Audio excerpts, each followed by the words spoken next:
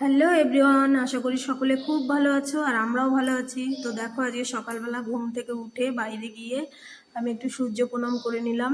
তো ঠাকুরকে প্রণাম করে দরজার সামনে যে কাপড়টা আমি রোজ দিয়ে দিই সেই কাপড়টা তুলে ভাঁজ করে নিলাম। আসলে দরজার নিচে না আমাদের অনেকটাই ফাঁকা, তো বাইরে থেকে যাতে কোনো পোকামাকড় সাপ এইসব না ঢুকতে পারে তার জন্য আমি রোজই এটাকে কভার করে রাখি, যাতে কিছু না ঢুকতে পারে। তো আজকে কাচার জন্য তেমন কিছুই ছিল না, তার জন্য পাপোশগুলো দিলাম কাচতে আর বেসিনটা একটু পরিষ্কার করে নিলাম। এটা রোজই পরিষ্কার করতে হয়, নাহলে না বেসিন কালো রং বলে বোঝাও যায় না। তাই রোজ একটু করে নিলে বেশ চকচকে থাকে দেখতে। তো আজকে করব চিংড়ি মাছ। তো চিংড়ি মাছের মাথাগুলো আমি পেঁয়াজ রসুন কাঁচা লঙ্কা কালো জিরে দিয়ে ভেজে নিয়েছি। এটা বাটা খেতে দারুণ লাগে। আর করেছি পটল চিংড়ি।